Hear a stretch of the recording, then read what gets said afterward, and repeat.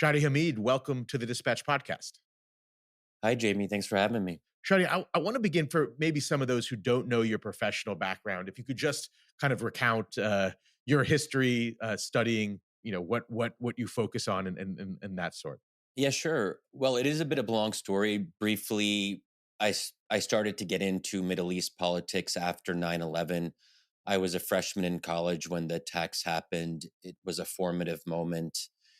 And I had these set of questions after the attacks that, how, why did 9/11 happen? What are the implications for the US? Why is there so much anti-Americanism in the Middle East? Why do we support autocratic regimes in the Middle East? So I started to study that. I did my PhD on Islamist movements in the region. I lived in Egypt and Jordan doing field work there. After that, my first job after my PhD was at Brookings, and that's where I was for 14 years. For the first 4 years in Qatar at the Brookings Doha Center. And then I came back to DC in 2014. So in Brookings, as some will know, that is a think tank and, try to influence US policy and that sort of thing. But I have started a new job. I am, as of just about 2 months ago, I am at the Washington Post, which is a big shift and it's been exciting. And I am a columnist and member of the editorial board at the Post. And I've also written a couple books about different aspects of Islam and politics and US foreign policy. My most recent book being The Problem of Democracy, where I talk about what do we do when democracy produces bad outcomes, which I think is really a fundamental question. And it started off being a fundamental question in the Middle East because you would have Islamist parties coming to power through free elections. And then we as Americans would be like, oh, well, we like democracy, but if democracy leads to these, very religiously conservative parties coming to power and also parties that are anti-American, anti-Israel, then do we really like democracy? So that has been really an animating question in a lot of my research and thinking, and of course, it's relevant to the U.S. as well, probably in 2024. Well, you mentioned the Washington Post. I hope to conduct this interview in the way that the title of your first piece for the Washington Post in October was titled "In the Israeli-Palestinian Debate, You Might Be Wrong, So Be Humble." So I thought that was a good title, and I want to get into a lot of the Washington Post pieces that you've written. But let's begin with the aftermath of October 7th, and I want to place you in the position of Israeli Prime Minister. How would Israeli Prime Minister Shadi Hamid responded to the attacks of October 7th? Yeah. Well, first of all, um, while I think that people, generally view me as being on the quote unquote pro-Palestinian side of this debate. I mean, I don't necessarily love these labels, but it's very clear that I've been critical of Israel's response to the October 7th attacks. At the same time, for some people on my own side, maybe not critical enough. So I do believe that Israel has a right to defend itself. I don't think that we can call for a ceasefire without mentioning what happens to Hamas. You can't reasonably expect Israeli officials to be like, oh, well, we're going to just, leave Hamas in power or not degrade their military assets and infrastructure. Hamas committed horrific attacks on that day. And if I was an Israeli or an Israeli prime minister, I would I would need to do something and I would want to do something militarily. So this idea that there should have never been any kind of military operation, which is maybe the more kind of far left position that you sometimes hear, is not realistic. And I just also at a basic level, it's just it expects something out of Israel that I think is just totally unreasonable. That said, I mean, I think the way that Israel has conducted its airstrikes in Gaza and then its ground offensive have been just really hard to process. The civilian toll has been absolutely staggering, and I still, have trouble getting my head around it. We're talking about over 15,000 killed, which in a population of 2.2 million is a lot of people. If you compare that, if you do that as a share of the US population, it comes out to more than 1.5 million people. Of course, some of those 15,000 are combatants and Hamas members, but let's say that even a fourth of them or a third of them are combatants, the rest aren't. And that's a very high civilian toll. So even if one fourth or one third are combatants, we're still talking about a tremendous loss of civilian life. The rest being civilians, women, children, and people who should not be implicated in what Hamas did. I am against collective punishment in that sense. So, and then if we look at the northern part of Gaza, which is where most Palestinians, where most Gazans live, 50% of homes and buildings in the northern part of Gaza have been destroyed or damaged. So we're talking about entire towns and cities being reduced to quite literally rubble. I think that any kind of military operation of this sort should emphasize precision. It should be very careful about how it conducts this kind of warfare. And that's not just for moral reasons. There's a strong moral argument to make here. And I should say that on the moral side, we can maybe talk about this a bit more later, but I think that there's a real American blind spot when it comes to actually seeing Palestinians as real human beings. We tend to talk about them as collateral damage, as civilian casualties. We do these death tolls and numbers. And I think that can be sometimes kind of bloodless and clinical in a way that is unsettling to me. But putting aside the moral considerations, there's also the pragmatic side. If I'm the Israeli prime minister, I don't want Gaza to be reduced to rubble. I want Gazans to be able to come back because they have to live somewhere. You don't want them to be stuck in tent camps indefinitely in the southern part of the strip, because that's going to be a breeding ground for extremism and terrorism.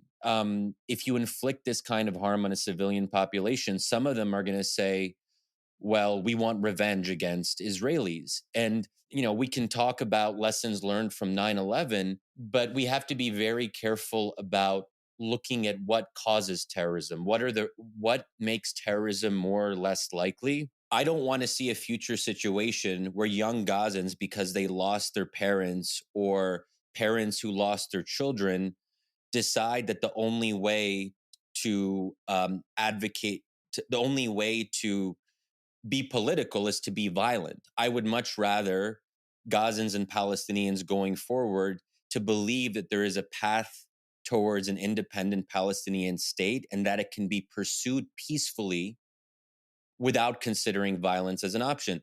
So, on a very pragmatic level, I think what Israel is doing might very well backfire. And then there's the question of, does Israel want to be responsible for Gaza going forward?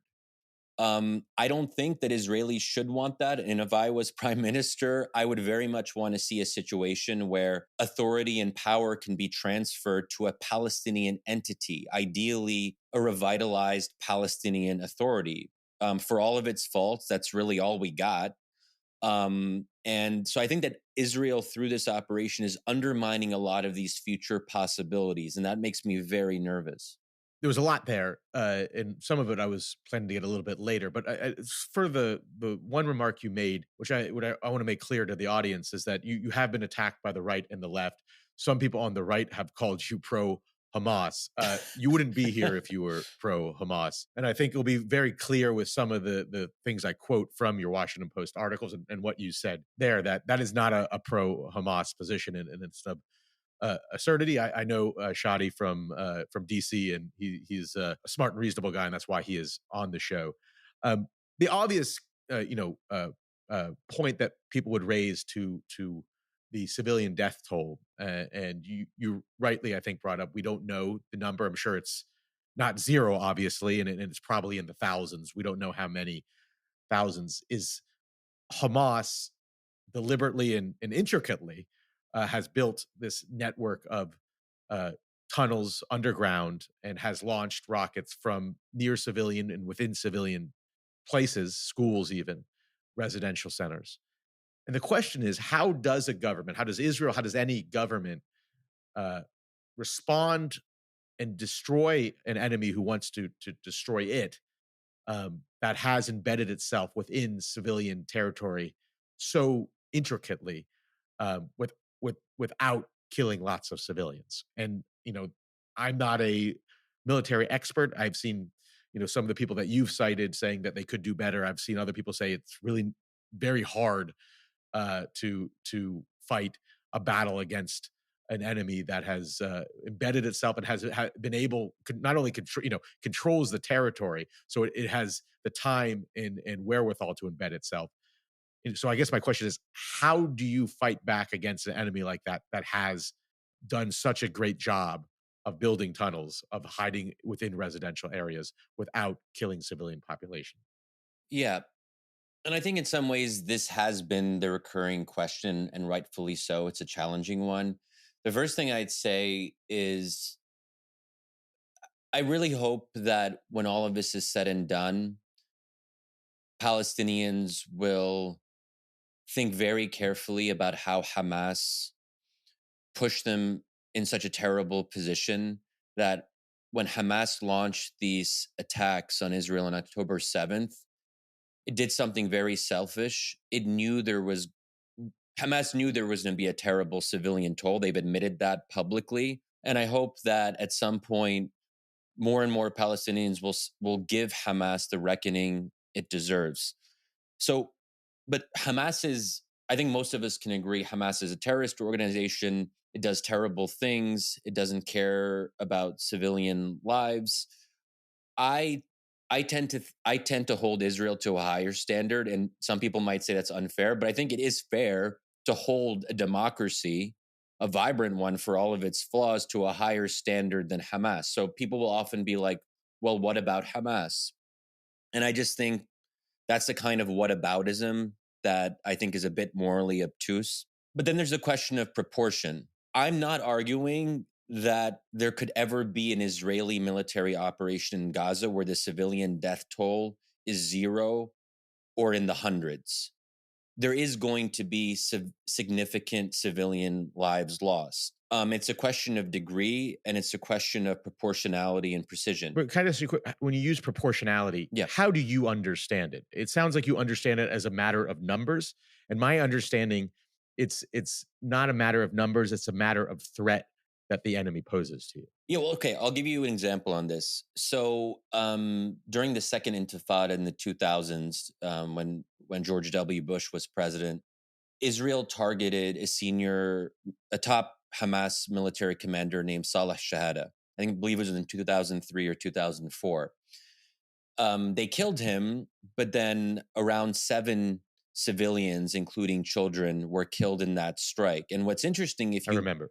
and what's interesting if you look back at that, the Bush administration, which was pretty damn pro-Israel, came out with some very pointed public criticisms saying that what Israel did had crossed the line and that it was unacceptable to have this civilian toll, even if the target was legitimate.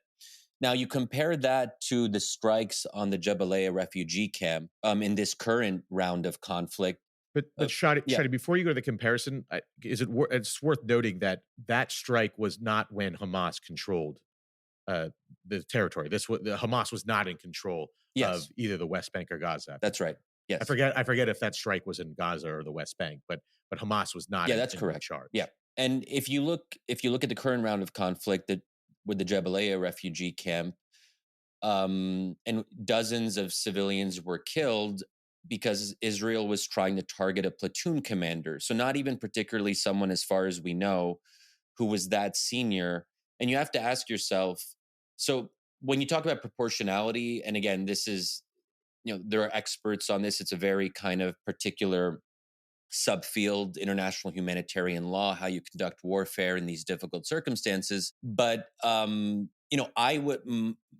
would tend to think that if dozens or more than 50 are killed and you only get one platoon commander, then there's reasonable objections that can be made about whether it was quote unquote worth it. And of course, whenever you talk about this and you're doing these cost benefit analyses, it does sound very clinical and bloodless. And but I would have much preferred to see Israel erring much more on the side of the proportionality considerations that I mentioned in the 2000s. Reasonable people can disagree, but I just don't think that you can say, well, we got a platoon commander, so then we can target a refugee camp, and sorry, too bad, this is the price of war.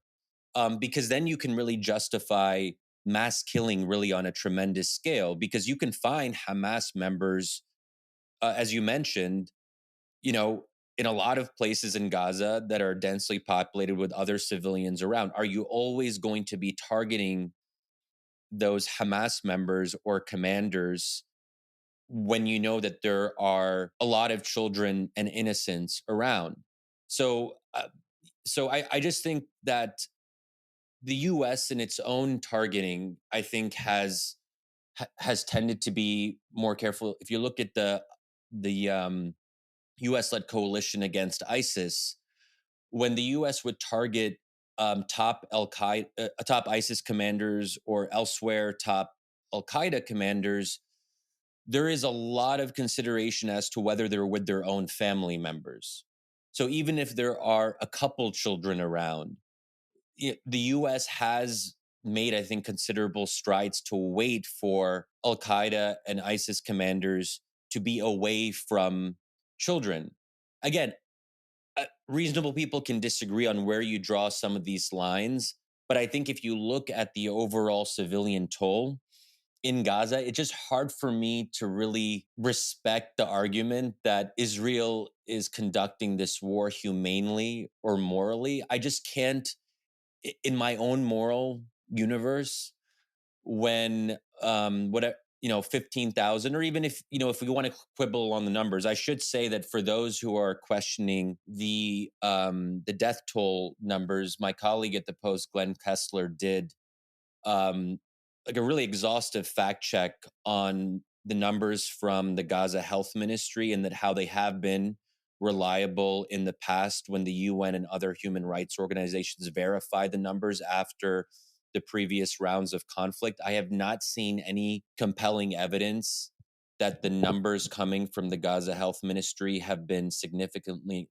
inflated. If anything, I think there's a strong argument that they're undercounted, because when you have a lot of rubble and destruction, it is actually hard to do accurate counts. And that's why there is no longer an official tally being done, because uh, Palestinians have kind of given up in Gaza of even counting those numbers. And considering also the chaos at various hospitals, it's just very hard to know. But regardless of all of that, we're still talking about enormous numbers. Even if you want to cut down the 15,000 number to 10,000, and also the number of children who we know have been killed, and that has been verified, we're just talking about tremendous numbers and a scale of destruction. So also the fact that 1.7 million out of the 2.2 million population in Gaza has been displaced. Let's just try to get our heads around that number. You can't argue. I think it's just very hard for me to accept the argument that Israel is doing something precise. This is a precise bombing campaign and ground offensive, when 1.7 million of the population is expelled or forced away from their homes. So, and I should also, just last thing I'll say is, if you actually look at what Israeli officials have said, they have often talked about Palestinians writ large as being fair game. And even someone ostensibly left of center, Israeli President Isaac Herzog, you might remember the very controversial remarks he made in the first couple of weeks. He said the entire nation is responsible. He questioned whether there were truly innocent um, Palestinians in Gaza, because they know that Hamas is there and they've allowed Hamas to be in power. And we've heard those kinds of arguments a lot from Israeli officials, that Palestinians themselves are part of this broader culture of violence, and that there is something fundamentally wrong with the Palestinian people, particularly in Gaza, and that they are all somehow implicated in Hamas's crimes. That's a terrifying argument. So when we hear that time and time again from Israeli officials at different levels, then we know that they're maybe not caring so much about the Palestinian death toll. And to be fair, why, like, also, I think we should also remember Israelis are going to prioritize their own citizens over Palestinians. I think we as Americans should be more critical because we can be more objective. We're outside observers to this, and we can say, look, we get it. Israel doesn't care all that much about the Palestinian toll because that's not their priority. But we as Americans can step back and say, actually, are we comfortable with this? Again, a lot there. And one of the I think the usefulness of these type of conversation is not to convince the other person of this, but to get clarity of the different where the difference is. And there is some. I mean, what we have here is what I think you said is that you do believe Israel has the right to defend itself. You do believe that they have the right to go after Hamas. The difference between our position is how you think Israel has conducted itself in the war. I think is where the clear difference is. I would just respond before going to your one of your Washington Post pieces is that I do think that there has been a distinction and a care taken, and I think the one example is Al Shifa Hospital. The fact that you know it wasn't leveled. I mean, if they just wanted to take out the hospital, it could have easily been leveled. But that was a pretty precise operation, and unless I missed something, there wasn't masses of civilians that were killed at Al Shifa Hospital. They were able to take over the hospital without catastrophe of destroying the hospital itself, despite the fact that, and again, this is I think the other point that I would go back to because Hamas embedded itself within the hospital, underneath the hospital, in the surrounding areas of Gaza. It does seem to me that is a key point where it is very hard to strike Hamas in the way that you mentioned that the United States struck ISIS and Al Qaeda when you have this intricate web of, of tunnels where Hamas has embedded itself within civilian communities. So I do think that's also another distinction. But I'd like to get to your column that you wrote in the Washington Post. You wrote this before there was a ceasefire, but the title was "A Ceasefire in Gaza Isn't a Fantasy. Here's How It Could Work." But I think when I read the column, it was more of talking about a permanent ceasefire rather than what we see now as a temporary ceasefire. And you had you called this a plan for a plausible ceasefire. Hostages released. I think we're seeing some of that now. Israel stops bombardment. In the temporary ceasefire, we're seeing that now. And then you have CDE and F, which is Hamas gives governing authority to the Palestinian Authority. You allow low and mid level members and the political wing of Hamas into the governing structure.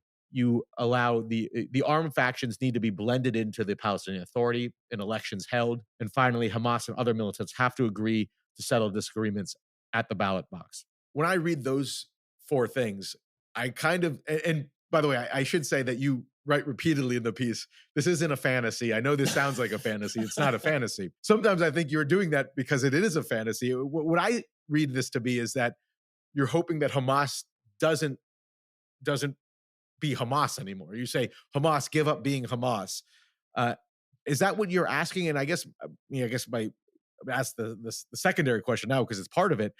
Do you take the Hamas charter seriously? Because if I take the Hamas charter seriously, I don't see how those things happen. So that piece actually gets to a bigger set of questions beyond precision. So we talked about one aspect of my disagreements with what Israel has been doing, but I think there's a more foundational one, which is the day after and how and whether or not Israel should be trying to find a way to not just pause fighting for a few days, but to actually find a more durable cessation of hostilities.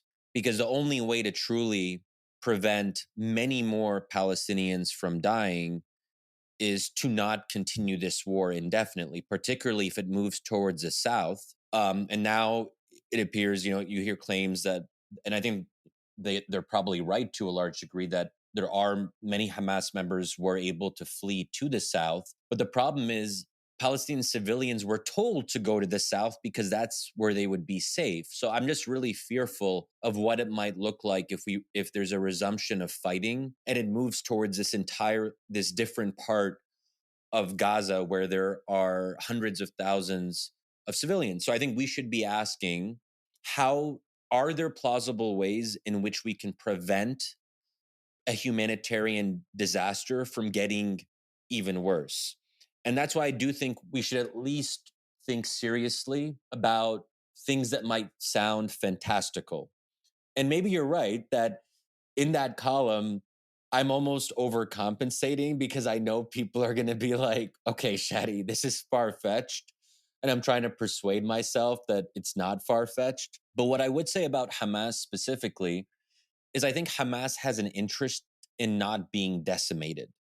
That is a major point of leverage. So and that also allows Israel to claim and the US to claim the moral high ground if they say, look, if Hamas demobilizes, if it agrees to subject itself to Palestinian Authority rule in Gaza, then there may actually be a future for a demobilized Hamas that is willing to play by the rules and will be able to participate in elections. Now, if Hamas says, no, we'll never accept that because that's not who we are, well, then obviously that's going to be a problem. And then, What if they say yes in order to regroup? I mean, I guess my fundamental question is, I'm sure you've read Hamas's charter. I've read Hamas's charter. Whether we take that charter seriously, whether that is something they believe in, whether it's the right interpretation or not. And I much prefer people that don't have their interpretation. And I've heard people say that the hadith they quote are not valid hadith, but they do quote what they believe, at least in the charter, is true of killing all Jews, behind finding them behind a tree. The question is, do you believe they believe that charter? And if we believe they believe the charter, how can we imagine doing what you're saying? yeah, well, I should just note that there's a revised charter from 2017 that is quite different than the 1988 charter. Now, should we believe a terrorist organization when they revise a charter and say things that are more acceptable to international opinion? Uh, Probably not. We should take it with a grain of salt. But I do think it's a little bit misleading to say we're only going to take what Hamas said in 1988, but disregard everything that came after. My own perspective is that deep down, the vast majority of Hamas would much prefer Israel to be wiped from the map. That in their ideal world, like if they can imagine what it would be like 100 years from now, it would probably be pretty maximalist.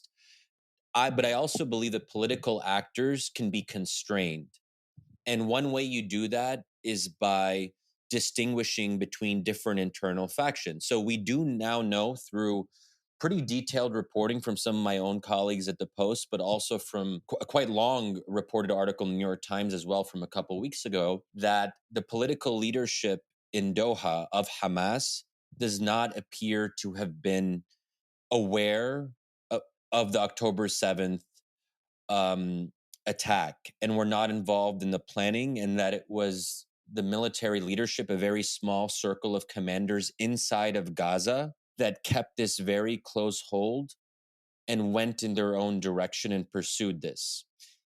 If that is true, as the reporting suggests it is, I think that Israel has a right to target the people who were implicated and responsible for the October 7th massacre. But what about the Hamas members that weren't? They're still terrorists, they're still bad, but I think it does raise some, I think, really important questions about whether you can just go around killing everyone who's part of an organization. And there's also the kind of just realistic aspect of it. Hamas is a mass movement. You have tens of thousands of members. Is anyone really advocating for killing every single one of them? So even the most extreme Israeli official is not calling for that. So I think most reasonable people accept the constraints of reality, that if you're dealing with a movement that has a lot of people, you target the senior leadership, you either kill or arrest the military commanders who are responsible for these crimes against humanity and against the Jew and against innocent Jews in Israel. But you can't kill every single member, including low and mid level cadres. So I'm just trying to be pragmatic. What do we do about those tens of thousands of low and mid level cadres? I think that you don't want something like what happened in Iraq during the Iraq War, where you have de-Baathification. So you have all these people who are part of Saddam's military, but then they had no way to be reincorporated into state structures. And then they, But Shadi, can I ask you if there's a difference there? And the difference is, again, it comes down to whether Hamas believes the original charter or not, right? The Ba'ath Party didn't have a religious underpinning. They didn't believe they had a religious mandate, as far as I know. Correct me if I'm wrong, but if Hamas believes it's a religiously mandated duty to follow the charter and attack Israel and kill Jews, that does seem yeah, I mean, different. I don't see any evidence that ordinary Hamas members all subscribe to a particular reading of, I mean, and if you look at their subsequent statements and the later charter, they do not call for those things. Again, it's not for me to say, well, okay, we believe them or we don't believe them, but I think there's enough evidence that not everyone in Hamas, they're not all automatons who wake up in the morning and say, our only goal in life is to kill Jews. I just don't think we can make that argument about tens of thousands of people. And I don't think you can even make that argument about the kind of rank and file fighters of ISIS and Al Qaeda and say all of them believe X. I just don't think that's the way militant groups that have a lot of members actually work and practice. But what we do know is that Before I mean, we have made these statements. I mean, the banality of evil was a guy who claimed he was just a technocrat who was, making the operations of things. But we said no, he has is as evil as the guy at a death camp, Eichmann we're talking about. So I mean, we have made these judgments before that tens of thousands of people that are associated with particular party can't have any power. I mean, maybe they don't all have to be killed. okay, well, denazification wasn't as thorough as people assume. I mean, there were many mid-level members of the Nazi Party, or even higher level members of the Nazi Party, who were actually reincorporated into the German state subsequently. Not everyone, actually, a very small number of the over. But I don't like Nazi comparisons because I think that's sort of it's an argumentative move that I think is meant to distort our understanding of a very different context, because we know that these are this is the ultimate evil in much of human history. And then we say, well, this is like that, and then we forget that there is a particular, I mean, how can we really compare Palestine or Palestinians to Germans at that? I mean, I think if people want to go in that direction, we get into some very dark territory, because sometimes the argument is that, well, ordinary Germans who weren't members of the Nazi Party were still implicated in the crimes because they didn't speak out. And then we can start making justifications for something like the firebombing of Dresden, which, where tens of thousands of German civilians were killed in the final period of World War II. And I just don't think we should be going in that direction, because it's a very dark place. But I would also maybe pose the question, is the suggestion here that every single Hamas member should be killed? How are you going to do that? The only way you can do that is by actually doing something close to genocide. You would have to like really level the entirety of Gaza and just do mass killings. And I just don't think anyone is really taking that seriously as an option. So it's not just me who's trying to bring forward some of these distinctions. I don't think anyone who is realistic about the situation is calling for that. So then what is the alternative? Then the only alternative I'm aware of is to find ways to actually give some Hamas members, if they're willing to agree to not pursue terrorism and to participate in the political process, to pursue their aims, then this is why there would have to be an electoral process. And that's why I say in that column, elections would have to be held under a reasonable time frame. And if you give them a path, you see if they But accept it. but I guess I think this is just another point of clarity, I think, in the distinction here. I mean, I can't imagine Israel allowing Hamas to be elected, even if they said they gave up.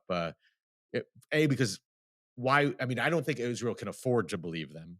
Well, I'm not saying they would be elected. I'm just saying that you give Hamas members an ability to participate in elections. And it wouldn't even be as Hamas. Perhaps they would have to be part of a completely separate organization and they would have to distance themselves from the kind of parent Hamas organization. I mean, these are all details that would have to be worked out among Palestinians themselves. But Hamas has been part of the broader Palestinian scene for a long time. And there were previous reconciliation agreements between Hamas and Fatah. So this is not something that is coming out of nowhere. This has been an ongoing discussion between Palestinian factions for many years now. And I think at some basic level, you don't want people to play spoiler. If you have a process the day after, you don't want to have a whole chunk of Palestinian armed fighters who are trying to explode everything and oppose a new Palestinian authority.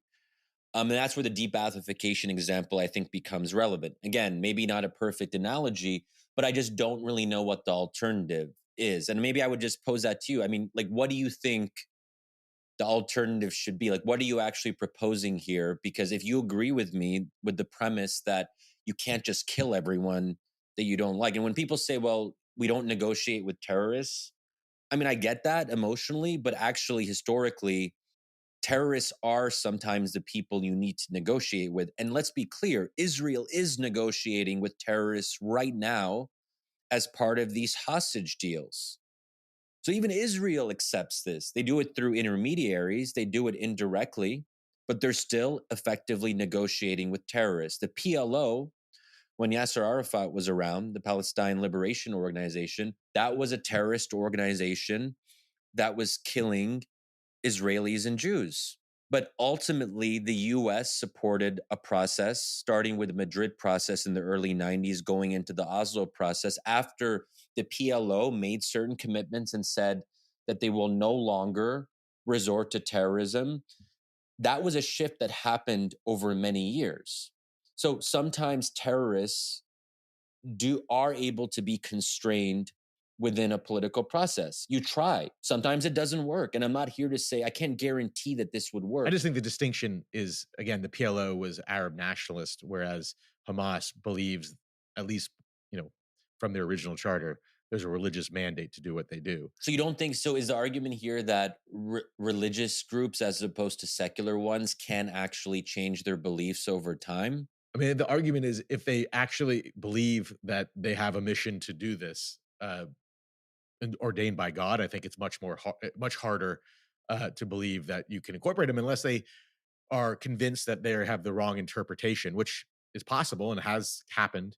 But I mean, I think it's a much more difficult. I mean, that's what made Al Qaeda, I think, such a threat. And what makes to me Iran a threat is that they believe they have a religious mandate to do what they're doing. When you believe you have a religious mandate, um, I do think it's a more dangerous and difficult threat.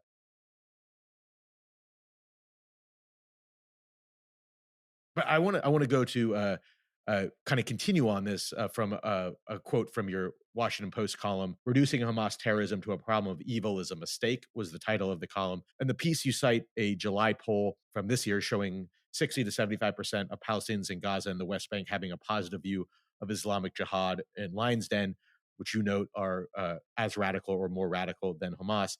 And you go on to write, that you have to understand people as complicated.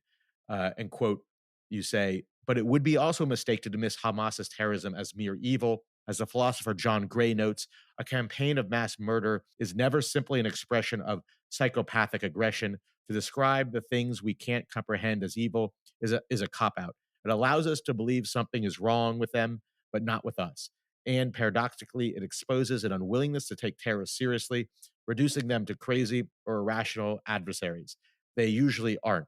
I guess my question would be, um, I actually think the opposite, that you describe them as rational uh, and evil. I would say, can you not be both rational and evil? In Hamas's case, they have a charter. Isn't it to understand them is to understand they're rationally accepting their charter and following what they believe their charter tells them and what they're expressing in their charter to do, and that you could see that as both rational and evil. And I guess what I would say is that's why it's so important, and Israel sees it as dire to have to defeat them and destroy them, and maybe kill as many as you can, even if you can't destroy and dismantle all of it. Yeah. So the first thing on the polling that you mentioned, which is quite interesting and alarming, obviously, to see such large numbers supporting terrorist or militant groups. I think it's and then part of the argument I make in that column is that if we want to understand why so many non-Hamas Palestinians, ordinary Palestinian civilians say that they support armed struggle, violence, attacks against Israeli civilians, we have to actually. So we have two options. One is that there's something pre programmed about Palestinians that makes them have this kind of bloodlust. That's one direction you can go in. And as I sort of alluded to earlier, I think that's a very dangerous direction to go in because it means that basically all Palestinians or most Palestinians are fair game for targeting and so forth. The other way of looking at it, and this is what I argue for in the piece, is that there is a context to this conflict before October 7th. And if we start the clock just on October 7th, we actually end up being very much misled because this has been going on for decades and it's complicated. And let's look at some of that history. And Palestinian views have not been static. If we look at the 1990s, at the height of the Oslo peace process, the vast majority of Palestinians supported a two-state solution, and only 20% supported violence. So clearly, something changed over time from the 1990s until the present day. Let So me give the clearly, let me give the quote from the piece that you write here. You okay. say, you go on in the column and you say millions of Palestinians can be incentivized away from violence. They once believed in a two-state solution, and for good reason. They could see progress, however halting, in their own lives. In recent years, however, they have seen only a series of dead ends. Let you just comment on that. I think you were commenting on there, but also to pose a question to you. You keep mentioning, you're this. You can't see the Palestinians of having a bloodlust. I think the difference is if you say they genetically have a bloodlust, that would be racist. I would argue that the issue has to do with the education and indoctrination that you see through the media. I'm sure you've seen clips of like teddy bears or kind of kids type cartoons where they're from an early age you're seeing on TV these my number one goal is to become a martyr to kill the Jews, the Israelis. Um, that does seem to be what I would pose as a solution is to end the indoctrination that exists, particularly probably in Gaza, but has existed in the West Bank and Gaza for a long time. Tell me if I'm wrong there. Well, we have to ask ourselves, why are people receptive to that indoctrination? And that's where the broader political context becomes relevant. That kind of indoctrination wasn't commonplace in the 1990s when there was a viable peace process, because when people have hope, they're less likely to consider violence because they have a nonviolent path. But the fact of the matter is that ever since Oslo and its decline, Palestinians have been stuck. They haven't had a peaceful path. They've actually, I mean, really, it's been somewhat the opposite, that the Netanyahu government has very consciously worked to thwart a Palestinian state. And this has been the 2019 Likud meeting that's been reported on a lot since October 7th, where Netanyahu basically tells his fellow party members that let's actually send support to Hamas. Let's make sure the money gets from Qatar to Hamas, because the more Hamas is strengthened, the more we can argue that a Palestinian state is not viable. You kind of raise Hamas so you can paint Palestinians as hopeless. There's no partner for peace. Just a question. I haven't I haven't seen that, but how would Netanyahu get Hamas out of power without a war? I mean, he couldn't. Wasn't in a position to remove Hamas at that time. I mean, Yeah. because this is where he had it took this horrible attack for him to be maybe in a position to remove Hamas. There would be no international support for him doing that. Yeah, yeah. So, well, basically, I mean, the idea here is that you prevent any kind of reconciliation between Gaza and the West Bank. Israel did have what's sometimes called a policy of separation, where you try to isolate Gaza and the West Bank and prevent them from actually having any kind of united body. And that's been part of the idea behind the blockade of Gaza, which has been going on since 2017. The land, air, and sea blockade is to keep Gaza isolated from the West Bank. So I think that Netanyahu and his allies have been very open about keeping Palestinians divided, making sure they can't actually form a kind of consensus front or a consensus government. There have been a number of reconciliation efforts, in 2014, most recently in 2019 in the Cairo Agreement, where you actually had progress where different Palestinian factions were getting close to a consensus agreement where you would actually have Gaza and the West Bank united under one authority. Israel has undermined those efforts. That's a bit of a longer story, but that's kind of part of my answer to that. But on the broader point, though, I think there's still this fundamental reality that Palestinians have shifted. Why were they supporting peace and why were they opposing violence in the 90s when and then they start supporting violence more in the 2010s?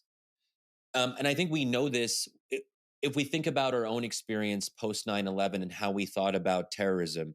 And actually, to their credit, the Bush administration and the so called neocons were actually the biggest proponents of the root causes argument of terrorism. The whole premise behind Bush's freedom agenda was to say that if you don't give Arabs a way to express their legitimate grievances through the democratic process, through peaceful participation, they're more likely to resort to violence and terrorism. So the only way to fight terrorism in the medium to long term is to actually help democratize the Middle East and promote elections and promote an opening of political space.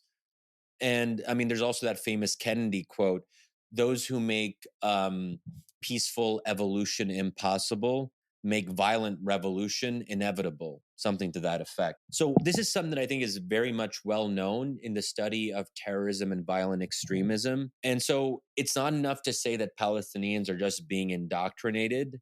We have to ask why they are receptive to that indoctrination. And I guess I would pose the question, maybe also to you and others: do you think that Palestinians are going to be the greatest proponents of peaceful participation and all the things you want them to be without them having a viable path forward? It just seems obvious to me that if people don't have hope, they get desperate. That doesn't justify anything, but it contextualizes why you have these poll numbers. But I would just point out, I mean, my response is simply would be the Intifada began after Arafat rejected what was the greatest peace offer from Ehud Olmert. I'm sorry, from Ehud Barak. Um, Hamas won the Palestinian election to the Legislative Council after Sharon did the disengagement from Gaza. I'm not sure that all the violence has only occurred after there was no hope. I mean, oftentimes it seems like they were after responses of Israel offering, and we'll probably have disagreements there, perhaps a little bit. But I do want to get to one more quote from actually the title I originally quoted in the beginning of the piece. The column was in the Israeli-Palestinian debate.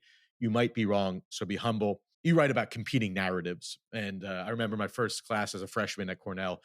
I took an Israeli-Palestinian course. The dual narratives were kind of the theme of the course. I guess my question is, even if you accept in total the Palestinian narrative, why 75 years later are there 68 refugee camps in the West Bank and Gaza, in Lebanon, in Jordan, and in Syria?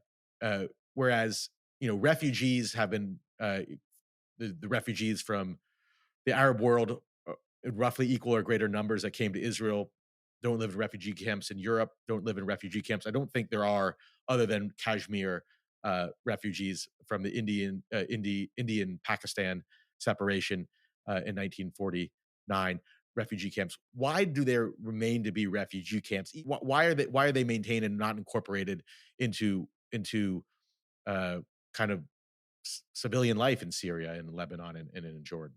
Yeah, well, I think this gets to a big narrative divide that, when you look at the Palestinian narrative, it is just an incredibly, and this colors the emotion. So when people say, well, why are, Arabs or, Muslims, why do they get emotional and so forth about the Palestinian plight and the broader conflict? It's because they're more acquainted with a particular narrative that is decades long. As you said, 75 years, starting in 1948 with what Palestinians called the Nakba, which means in Arabic, the catastrophe.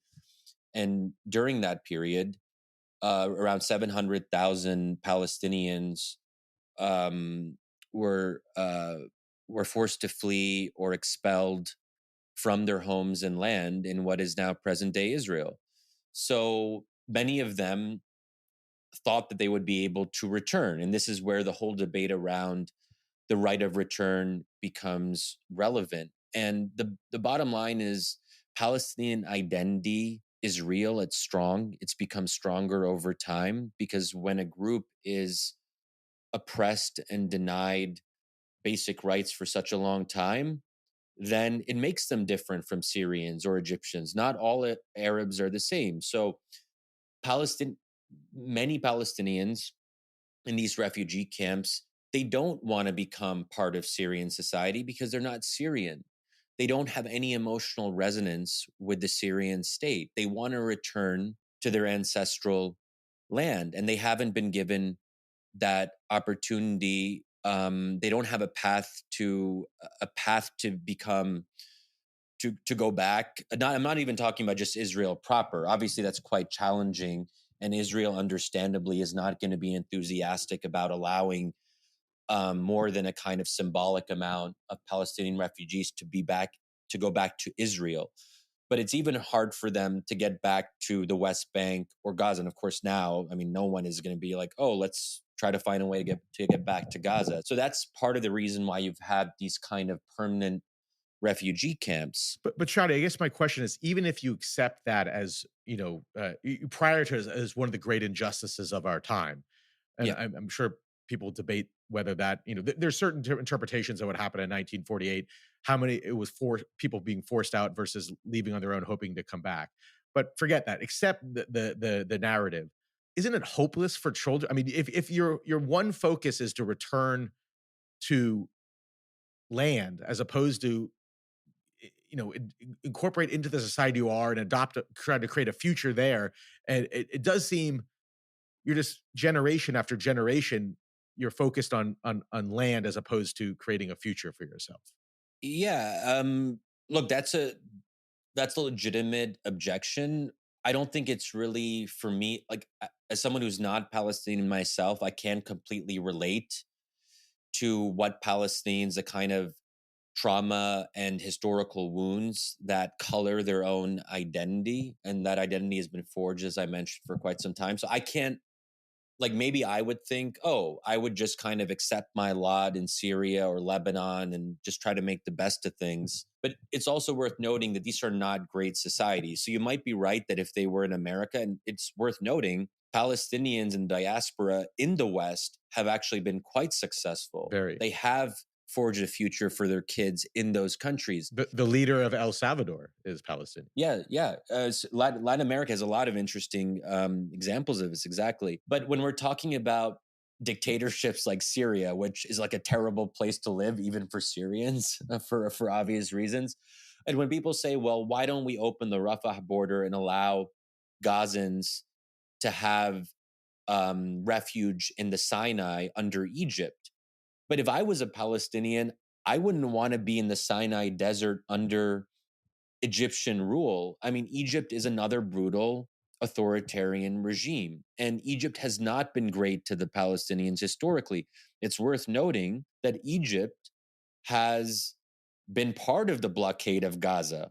And in that sense, Egypt and Israel have been, in effect, cooperating with each other to isolate Gaza. So I think when you start to look at the details of some of these other Arab countries, it's understandable to me that Palestinians would not be thrilled about having a future there. And I think that's just total. I think I see that as understandable, but I think it's hard for any of us who aren't Palestinians ourselves to be able to kind of fully embody the kind of the tragedy and difficulty of that experience. And I think there is also a concern that if they give up their claims of going back to their land, then that makes it easier for Israel to say, well, look, they can just stay in the Arab countries.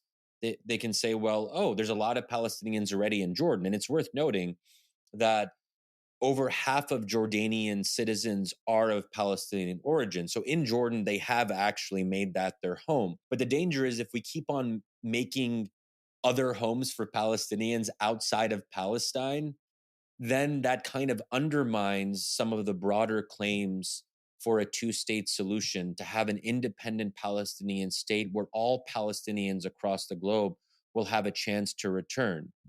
And I think that should be the priority. We shouldn't lose sight of the fact that the only way to actually resolve this broader conflict is to find a peaceful modus vivendi between Israeli Jews and Palestinian Arabs. Like ultimately, that I think, and it sounds in many ways a two-state solution might seem unrealistic, but for all of our disagreements on on different aspects of the history and the politics, I would like to think that the day after the fighting, God willing, at some future point in Gaza, that we can all kind of redouble our efforts and say, if we want to move away from the endless violence of the last few decades, the only way to do that is by pushing for a two-state solution. This is where I also should note I get criticized from folks on the pro-Palestinian side where they say, Shadi, why don't you support a one-state solution?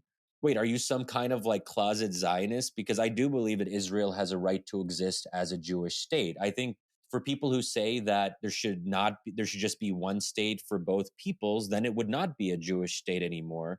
And if I was an Israeli Jew, I would never accept that. And I think that you can't try to correct the injustice of 1948 by committing another injustice. And I think it would be an injustice to end a Jewish state. That would like defeat the entire purpose of what Israel was meant to be. So I think that ultimately, I'm still someone who maybe unrealistically thinks that one state solution, all these other things, annexation, indefinite occupation, all of these are disastrous ideas. There is still only one viable solution, in my view. Let me just close on a subject that's tied but a little bit tangential, and because I know it's something you've written about even before this conflict, which is free speech. I had two podcasts today. One will air before yours, well, the one earlier is with Governor Chris Christie, and I asked him about some of the proposals that you've seen in the aftermath of October 7th of for canceling visas of students who signed what some consider pro-Hamas petitions or gone to rallies that some consider pro-Hamas rallies, or also having ideological tests for immigrants coming to the country. He said on the rallies that he does think that people that have supported what he called anti-Semitic positions who are on visas have no right to be in the country. And their visas could be canceled. I'm just interested in your perspective on that type of policy and whether you think it's yeah, just your perspective on that.